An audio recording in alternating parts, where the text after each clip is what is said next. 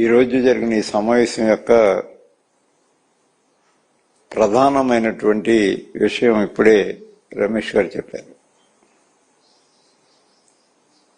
ఈ రాష్ట్ర ప్రభుత్వం, ప్రస్తుత ఆంధ్రప్రదేశ్ పరిపాలిస్తున్న రాష్ట్ర ప్రభుత్వం,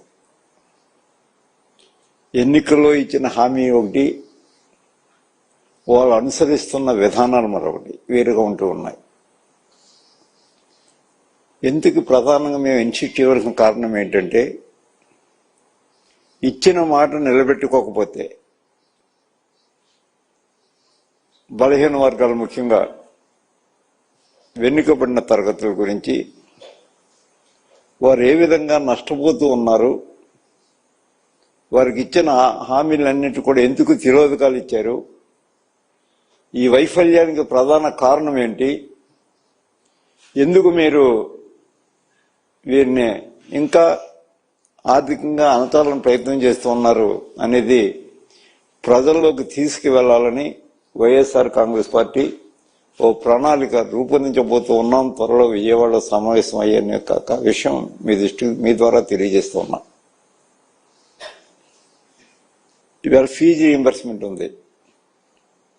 దివంగత ముఖ్యమంత్రి డాక్టర్ రాజశేఖర రెడ్డి గారు ఆ రోజు ఒక అపూర్వమైన నిర్ణయం తీసుకున్నారు. ఈ దేశంలోనే ఈనాటికి అన్ని రాష్ట్రాలు లేదు ఫీజు రీయింబర్స్మెంట్ అనేది. మరి డాక్టర్ రాజశేఖర రెడ్డి గారు ఆ వేళ ఆ బృహత్తరమైనటువంటి పథకం ప్రవేశపెట్టిన కారణంగానే వెనుకబడిన తరగతులకు చెందిన విద్యార్థులు ఇవాళ డాక్టర్లు గాను, ఇంజనీర్లు గాను, మరో ఉన్నత పదవులను రావడానికి ప్రధాన కారణం. ఈవేళ వాళ్ళకి ఫీజులు సరిగా చెల్లించిన కారణంగా కాలేజీలు సరిగా టీసీలు కూడా ఇవ్వట్లేదు, వాళ్ళ సర్టిఫికేట్లు ఇవ్వట్లేదు. ఫీజు ముందుగా తల్లిదండ్రులు అప్పులు చేసి చెల్లించుకోవాల్సిన పరిస్థితి వస్తూ ఉంది. ఈ దుస్థితికి రావడానికి గల కారణం, మీరు ఎప్పుడైనా వారిని వేధించకూడదు, వారిని ఇబ్బందికి గురి చేయకూడదని ఎప్పుడైనా ఆలోచన చేస్తారని అడుగుతున్నా. ఈవేళ కనీసం ఆరోగ్యశ్రీ పథకంలో కూడా కొన్ని ప్రైవేట్ హాస్పిటల్స్ అయితే అడ్మిషన్ కూడా తిరస్కరిస్తూ ఉన్నారు. దానికి కారణం ఏంటంటే, వారికి పేమెంట్స్, హాస్పిటల్కి పేమెంట్స్ సకాలంలో సక్రమంగా ఇవ్వని కారణంగా దానికి నష్టపోయేది ఎవరు? ఆర్థికంగా స్థితిగతులు లేనటువంటి వెనుకబడిన తరగతుల వారు, షెడ్యూల్డ్ తరగతుల వారు. మరి ఆ పరిస్థితిని తీసుకురావడం కారణం మీరు ఒకసారి ఆలోచన చేయాలి. జగన్మోహన్ రెడ్డి గారి పరిపాలనతో మీకు ఉన్నటువంటి వ్యత్యాసం ఒకసారి చూసుకున్నట్టయితే, ఆనాడు పెద్ద ఎత్తున గందరగోళం చేశారు, రాష్ట్రాన్ని అప్పులమయం చేసామని. ఈవేళ ఆయన 5 సంవత్సరాల్లో చేసిన అప్పుల కంటే మీరు 2 సంవత్సరాల్లో అంతకంటే ఎక్కువ చేయలేదని అడుగుతూ ఉన్నాను నేను. మొత్తం ఇది కావాలంటే ఒక శ్వేతపత్రం రిలీజ్ చేయండి, ఎవరు ఏం చేస్తున్నారో మీకు అర్థమవుతుంది. మరి ఈ విధంగా నెట్ట నిలువున ఇచ్చిన హామీని అమలు చేయకుండా నెట్ట నిలువున మరి మోసం చేసినటువంటి ప్రస్తుత తెలుగుదేశం ప్రభుత్వం యొక్క విధానాల్ని ప్రస్తుత ముఖ్యమంత్రి గారు, మరి గౌరవనీయులు ముఖ్యమంత్రి గారు, మీరు ఆర్థిక శాస్త్ర నిపుణులు, ఆర్థిక శాస్త్రంలో పోస్ట్ గ్రాడ్యుయేషన్ చేసిన వాళ్ళు, మీరు ఎందుకు అమలు చేయలేకపోయారు ఇచ్చినటువంటి హామీల్ని? ఎందుకు దానికి బలహీన వర్గాలు, బడుగు వర్గాలు, షెడ్యూల్డ్ తరగతులు, షెడ్యూల్డ్ ట్రైబ్స్ నష్టపోతూ ఉన్నారు? ఆ నష్టాన్ని భర్తీ చేయడానికి మీరు ఏమైనా ఆలోచన చేస్తూ ఉన్నారా?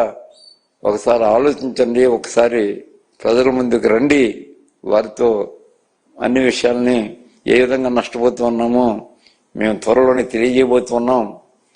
ప్రతి నియోజకవర్గంలో సమావేశాలు ఏర్పాటు చేసి ఈ వెనుకబడిన తరగతులకు, ముఖ్యంగా అంటే we're all belongs to backward class ప్రతినిధులుగా వారికి ఇచ్చిన హామీని నిలబెట్టకపోతే ప్రశ్నించవలసినటువంటి పూజ్యం మా మీద ఉంది. తప్పకుండా ప్రశ్నిస్తాం, ఇంకా దాన్ని విస్తృతంగా ప్రచారం చేస్తాం. దాన్ని మీరు ఒకసారి వెంటనే చేసిన సరిదిద్దుకుంటారా, లేక ఇంకా మమ్మల్ని అనంతరానికి ప్రయత్నం చేస్తారో మరి మీరే నిర్ణయించుకోవాల్సిందిగా మరి వారిని కోరుతూ ఉన్నాం.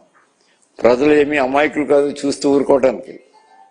ఏ సమయంలో ఎటువంటి సమాధానం చెప్పాలో నిశ్శబ్దంగా నిర్మోహమాటంగా సమాధానం చెప్పే అలవాటు ప్రజలకు చాలా వెన్నతో పెట్టిన విద్య. ఖచ్చితంగా దానికి సమాధానం చెప్తారు, దాంట్లో అనుమానమే లేదు.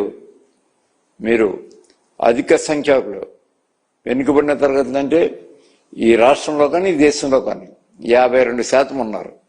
ఈ 52% వెనుకబడిన తరగతులకి మరి మీరు అలాగే షెడ్యూల్ కాస్ట్ వారికి కూడా 25% వారు కూడా ఉన్నారు.